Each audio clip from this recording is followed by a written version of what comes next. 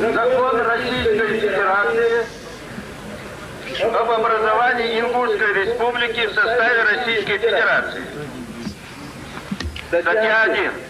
Образовать Ингушскую Республику в составе Российской Федерации.